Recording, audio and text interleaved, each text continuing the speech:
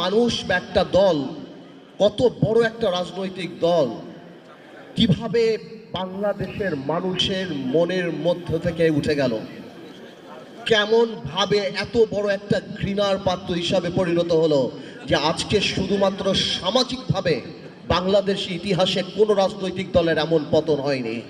তার মানে কি পরিমাণ অপরাধ না করে থাকলে, কি পরিমাণ আমানত খেয়ানত না করে থাকলে একটা রাজনৈতিক দল যার এত বর্ণাঢ্য ইতিহাস ছিল সে মানুষের মন থেকে যে উঠে গিয়েছে।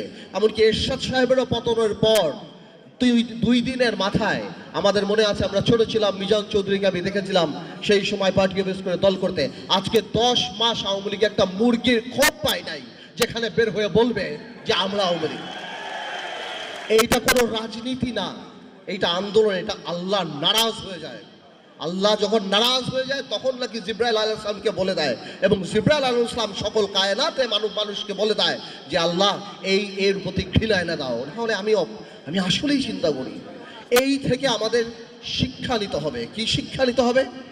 আগামীতে যদি আল্লাহ তাআলা আমাদেরকে দায়িত্ব দেয়, যাদেরকে এই দায়িত্ব দেবে, আমাদের আওয়ামী লীগের এই বইটা হাতের সামনে রাখতে হবে, যাতে আমরা জীবনে যাই করি আওয়ামী লীগের মতো মানুষের হৃদয় থেকে উঠে না যায়। আওয়ামী লীগ একটা example that how a political party can become a criminal enterprise in a country. একটা রাজনৈতিক দল একটা ক্রিমিনাল এন্টারপ্রাইজে কিভাবে, এবং দেখেন আল্লাহর কি মোহর মারা। ক্ষমা চাওয়া তো দূরের কথা, আজকেও আওয়ামী লীগের শীর্ষ পর্যায়ে একজন নেতার কথা শুনলাম, এই জুলাইয়ের অভ্যুত্থানকে তারা নাম দিয়েছে দাঙ্গা। তারা দাঙ্গা বলে আখ্যায়িত করেছে। এটা মানে কি? এই যে মনে আছে যখন আবু সাইদকে গুলি করা হয়েছিল, বলেছিল তারা ড্রাগ এডিক্ট। তার মানে আমাদের এই অর্জন, আমাদের যে স্বাধীনতা, তাদের যে পরাজয়টা, এটা তারা এখনো মেনে নিতে পারছে না। আমি খালি একটা ছোট্ট অনুরোধ করব বিএনপিকে, যেহেতু ইনশাল্লাহ বাংলাদেশ জাতীয়তাবাদী দল সামনে যাবে। গত 9 মাসে আমি বিএনপির মধ্যে সাংঘাতিক ইনক্লুসিভিটি দেখেছি, মেন্টালিটি দেখেছি, সবাইকে নিয়ে কাজ করার। এটাকে আমি অত্যন্ত সাধুবাদ জানাই। কিন্তু আমি একটা অনুরোধ করব, সব কিছু জাতি গঠন প্রক্রিয়া এক হবে না, তাহলে তো ডেমোক্রেসি থাকে না। হয়তো অনেক জায়গাতেই অনেক কিছু থাকবে, অনেক কিছু একমত হবে না, কিন্তু আমাদের সবার একটা জায়গায় এক থাকতে হবে। কারণ সেটা হলো কি, আওয়ামী লীগ যাতে আর রাজনীতিতে না আসতে পারে। আল্লাহ রিফাইন কেন থাকতে হবে আমি সেটাও বলি।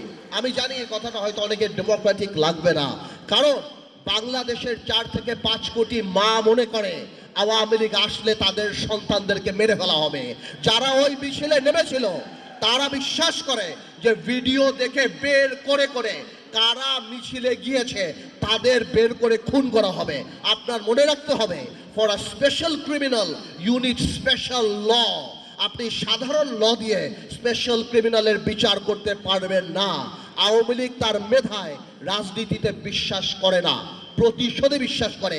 খুব শীঘ্রই আওয়ামী লীগের আওয়াজ নরম হয়ে যাবে, বলবে যারা উপলব্ধি করেছে আসেন আমরা একসাথে কাজ করি, এরা জঙ্গি। ভাইয়ের আমার, এই ট্র্যাপে পড়বেন না। Awami League is not a political party. বাংলাদেশের প্রত্যেকটা মানুষ যারা ফেসবুকে লাল করেছিল তাদের জীবন লাল করে ফেলবে, ধ্বংস করে বলবে।